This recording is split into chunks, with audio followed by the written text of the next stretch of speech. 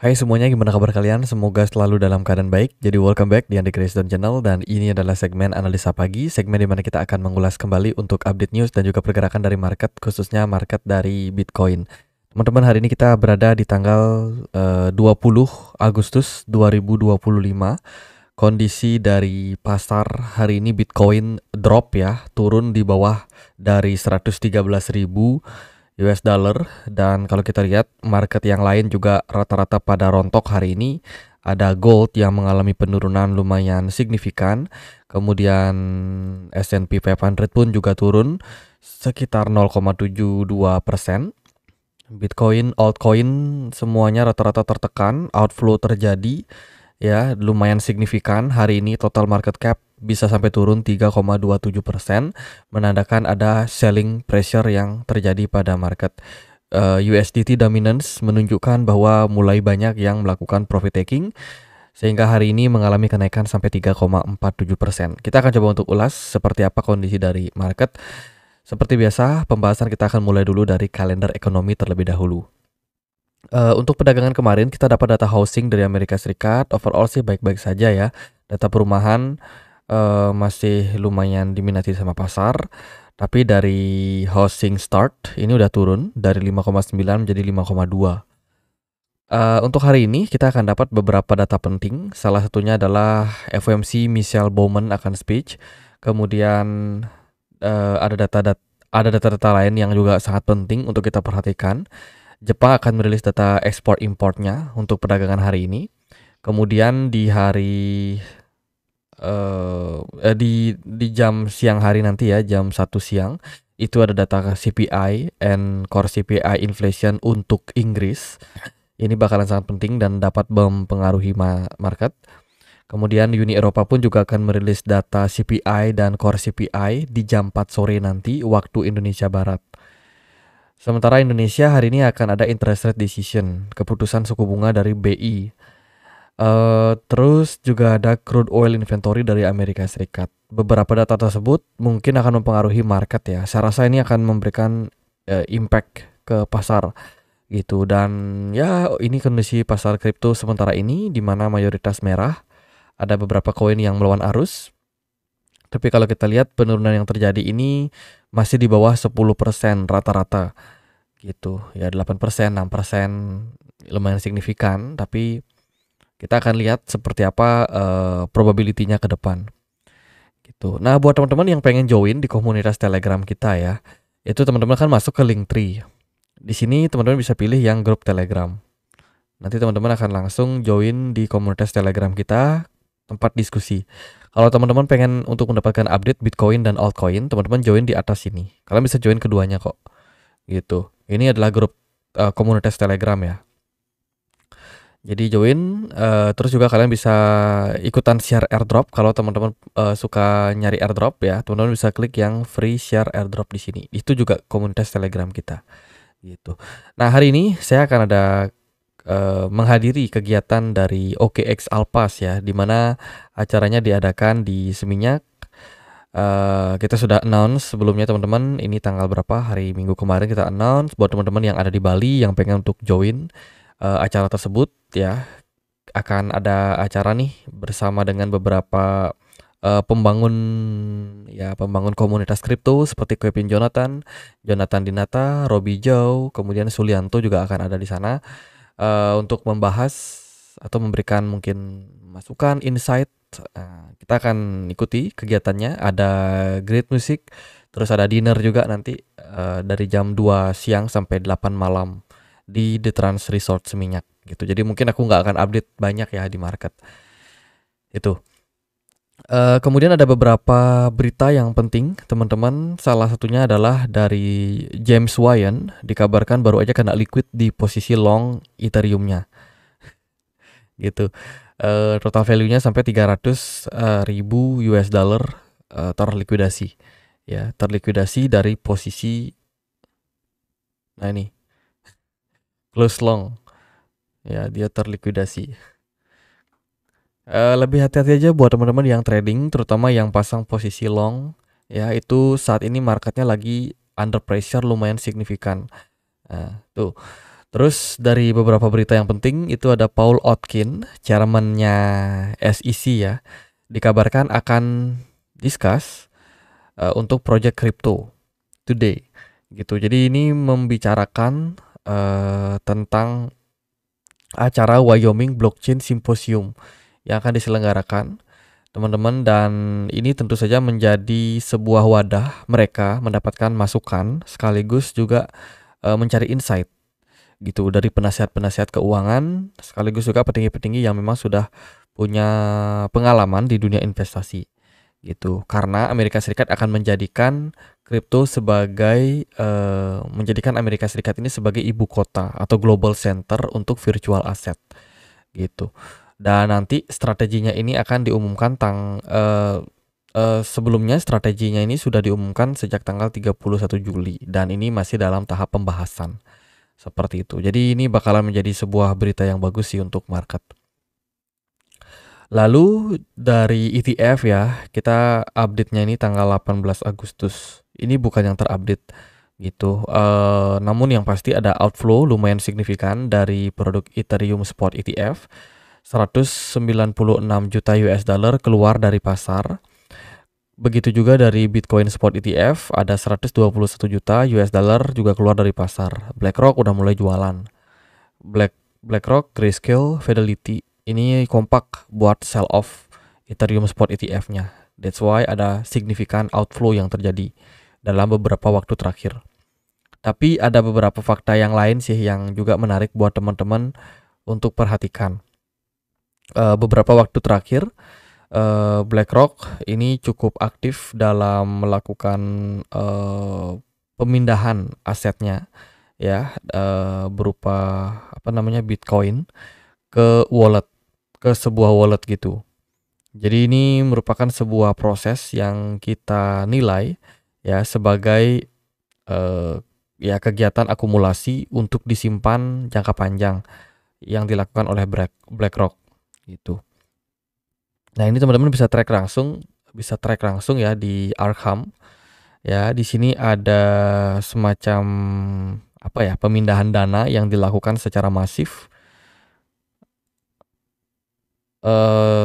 Ini sejak sebulan yang lalu sih, gitu. Jadi dipindahkan dananya di sebuah wadah, sebuah wallet gitu, supaya dana tersebut tidak mudah untuk dicairkan. Artinya BlackRock dalam kondisi seperti sekarang ini, meskipun dia dapat dana ya dari banyak investor retail ataupun whales juga dalam pembelian Bitcoin Spot ETF-nya, tapi Bitcoin dari dana-dana yang didapatkan itu beneran dibelikan gitu. Itulah kenapa secara grafik ya dari balance story-nya itu terus mengalami kenaikan gitu, karena BlackRock sebenarnya dia hold Bitcoin gitu, meskipun dana yang didapat itu dari investor luar gitu. Dan ini tentu saja merupakan sebuah berita yang bagus untuk pasar.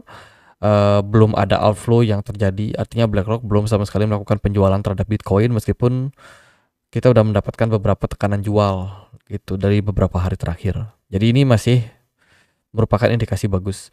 Selain itu juga Arkham mencatat bahwa BlackRock masih punya Ethereum ya, cukup banyak. Secara value itu ada di 14 miliar US dollar. Kemudian ada token bernama Image, ini juga punya lumayan besar juga, hampir setengah miliar. Ya, terus juga ada SPX, ini juga dimiliki Cole, MOG, Joe, Shiba Inu, itu juga dimiliki oleh BlackRock gitu. Tapi nggak terlalu aktif sih mereka trade-nya di sana. Oke, ini ada berita yang lain juga datang dari Kindly MD. Ini adalah perusahaan yang terintegrasi dengan healthcare service. Ya, di mana baru aja institusi ini mengakuisisi Bitcoin sebanyak 5.744 BTC. Sangat-sangat signifikan. Ya, perusahaan yang baru aja mulai melakukan pembelian terhadap Bitcoin. Kemudian ada Scott Bessent, Menteri Keuangan Amerika Serikat, dikabarkan revenue dari kenaikan tarif ya, tarif import ke Amerika Serikat itu yang dinaikkan di kurang lebih beberapa bulan terakhir itu katanya dipakai akan mengurangi hutang akan dipakai untuk mengurangi utang dari Amerika Serikat. Ya, publik udah kadung melihat impact daripada inflasi yang naik. Mau Amerika Serikat bayar utang kayak. Tapi menarik ya, strategi yang dipakai Amerika Serikat itu ternyata nyontek dari Indonesia, teman-teman. Jadi naikkan tarif gitu. Tapi ini tarifnya untuk negara luar sih. Untuk negara luar yang pengen masuk barang-barangnya ke apa namanya? Ke Amerika Serikat itu tarifnya dinaikkan. Beda sama Indonesia. Kalau Indonesia strateginya itu cenderung menaikkan tarif pajak untuk warganya sendiri, ya kan, PBB, kemudian PPN dinaikkan. Nah, itu strateginya agak berbeda di sana sih. Tapi sebenarnya sama aja sih, naikin pajak gitu. Jadi ya itulah, semoga nanti utangnya bisa selesai ya. Kemudian dari Sharplink membeli sekitar 667 juta Ethereum baru aja, teman-teman. Kalau kita lihat ini berita yang cukup menarik sih, ketika Ethereum-nya justru naik, ya Sharplink terus melakukan akumulasi. Artinya doi yakin bahwasanya Ethereum ini masih akan growth gitu. Dan Sharplink sekarang punya akumulasi Bitcoin di harga 4.600-an. Sekarang harga Ethereum itu di 4.100. Bayangin, sekelas investor besar kayak Sharplink aja dia nyangkut dengan harga rata-rata 4.600. Ya, ya itu. Masih sangkut lah. Kemudian ada Lido Finance ya. Kabarnya ada low risk staking di mana market mengalami outflow gitu. Lido adalah salah satu penyedia market untuk staking Ethereum ya, di mana sekarang dia menghadapi penurunan dari jumlah staker. Ya, 32% sebelumnya jumlah stakernya turun menjadi 32% turun menjadi 24% ya sejak 2023. Ini menunjukkan jumlah staker pada Ethereum turun drastis gitu. Ini impactnya kemana? Ya ke token Lido juga, ke Ethereum juga. Ini liquidation heat map terkait dengan gimana sih kondisi dari market, terutama dilihat dari liquidation. Kita kemarin sudah update ya di segmen di segmen live session. Kalau teman-teman mungkin ikutin kemarin, itu kita bikin live untuk mengulas outlooknya Bitcoin. Kemudian juga kita ada membahas altcoin juga ya. Mungkin teman-teman bisa nonton video kita. Ini dia live santai hari Selasa tanggal 19 Agustus, bahas Bitcoin dan kripto. Teman-teman bisa nonton di channel ini ya. Masuk ke menu bagian live di sini. Nah, ini kita sudah bahas kemarin dan ini adalah update-annya saja. Kalau kita lihat memang kondisi dari liquidation itu bisa berpeluang masih sampai 110, teman-teman. Gitu. Jadi Bitcoin kita mesti harus toleransi untuk penurunan yang lebih dalam lagi ke area-area tersebut. Kemudian kalau kita perhatikan dari Fear and Greed Index so far masih dalam posisi greedy di poin 56 dan kita belum update sebenarnya. Nanti kita akan coba lihat setelah closing untuk daily time frame hari ini ya. Mungkin kita baru akan mendapatkan data yang lebih valid. Gitu. Sementara dalam jangka pendek yang kena posisi long liquidation lumayan besar sampai 429 juta US dollar gitu. Lumayan signifikan. Ini aktivitas bersih-bersih posisi long ya pada futures market. Itu kemudian dari berita yang lain datang dari Stellar, dikabarkan bekerja sama dengan Paxos ya untuk menciptakan ekosistem PYUSD yang lebih baik. Gitu. PYUSD ini adalah sebuah kerjasama yang dilakukan oleh Stellar bersama dengan PayPal ya teman-teman. Gitu. Jadi ya mereka intinya ini berkolaborasi untuk menyediakan kemudahan stablecoin yang lebih baik. Gitu. Dimana udah setahun nih mereka udah kerjasama. Oke, itu dari beberapa news, sentimen, dan juga pasar. Lalu gimana nih kelanjutan dari Bitcoin? Apakah Bitcoin bakalan turun lagi atau seperti apa? Teman-teman, kemarin kita sudah sempat kasih tahu ke teman-teman juga ya bahwa ada probability the Fed-nya ini mulai mantul dari level 115.000. Tapi setelah kita mendapatkan pricing yang lumayan signifikan itu di hari kemarin, lebih tepatnya siang hari ya. ketika Bank of Japan mulai hawkish lagi terkait dengan inflasi dan suku bunga di Jepang, yang mana nada hawkish tersebut lumayan memberikan impact nampaknya terhadap market Asia. Seperti itu. Dan Bitcoin pun juga di perdagangan kemarin itu kena impact yang signifikan. Nah, Bitcoin itu kemarin sudah bagus secara tren, udah mulai recover, ya kan? Volume naik, tapi ternyata ketika hawkishnya BOJ atau Bank of Japan, itu impactnya lumayan membuat market kripto atau Bitcoin turun lagi. Gitu. Sebelumnya udah mantul dari level 114.900. Naik ke 116.900, akhirnya koreksi lagi ke 114.800-an gitu. Dan sempat sedikit naik di malam harinya, terus dibanting lagi di market US. Ya, sesi New York dibanting lagi gitu. Volumenya lumayan signifikan tinggi. Smart money-nya kosong. Kalau sekarang gimana? Apakah Bitcoin udah layak buat akumulasi? Kalau menurut saya Bitcoin udah deket banget sama area strong support, yaitu di kisaran level 112.400. Ini level support yang mungkin perlu buat di respect dulu sama Bitcoin. Teman-teman, seandainya kalau dibawa turun lagi, teman-teman bisa consider level tersebut sebagai level akumulasi. Gitu. Dari saya sendiri sih melihat ini belum ada indikasi pembalikan arah secara jangka pendek. Sehingga kita membuka peluang dengan adanya penurunan yang lebih lanjut pada Bitcoin. Kemudian dari smart money di time frame 4 jam relatif belum ada. Sementara dalam jangka waktu daily time frame, ya ini kita lihat ada arus keluar pada pada smart money, sehingga memungkinkan Bitcoin masih bisa koreksi turun sampai 112 ribuan.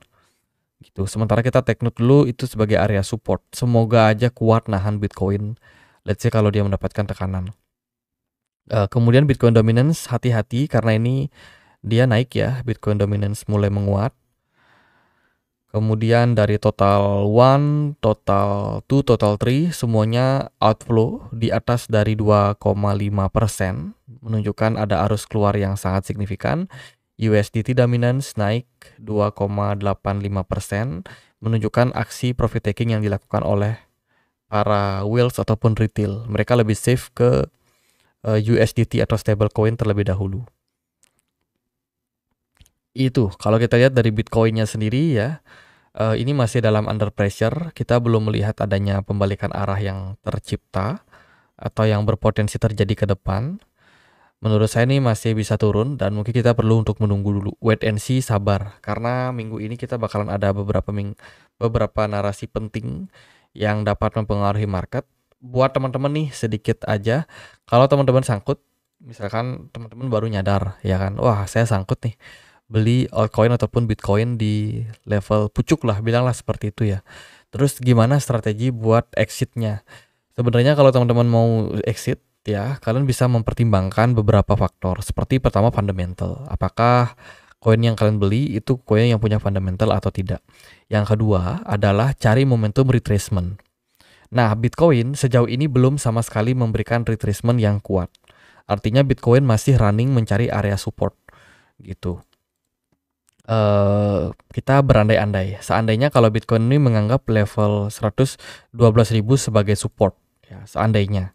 Terus pergerakan Bitcoin turun lagi nih ke area tersebut, kemudian dia baru recover. Nah, kapan kita bisa untuk melihat adanya potensi pembalikan arah? Yaitu ketika structure bearish-nya udah mulai di invalid seperti itu. Nah, kalau kita lihat di sini, ini kan masih dalam structure bearish ya.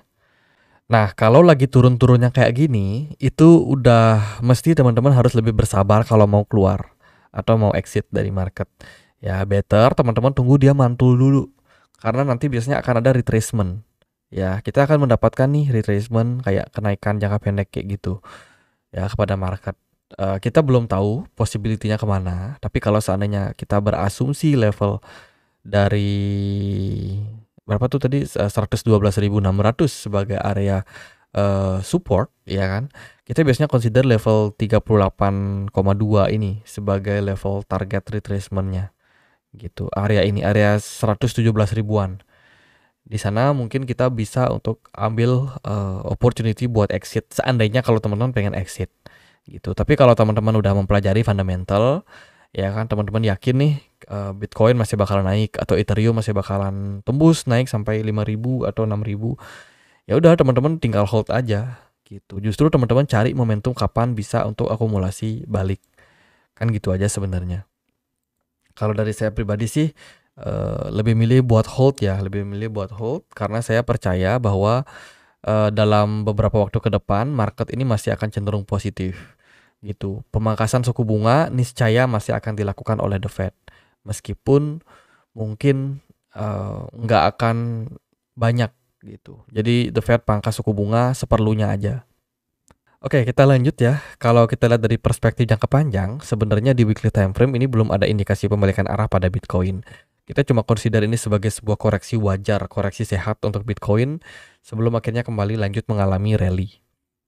Seperti itu. Kemudian dari daily perspektif, kalau kita perhatikan juga ini masih dalam under pressure. Bukan level yang menarik buat cut loss, tapi kita perlu buat menunggu adanya reversal secara jangka pendek untuk kayak memastikan kira-kira Bitcoin bakalan sampai bottom di mana.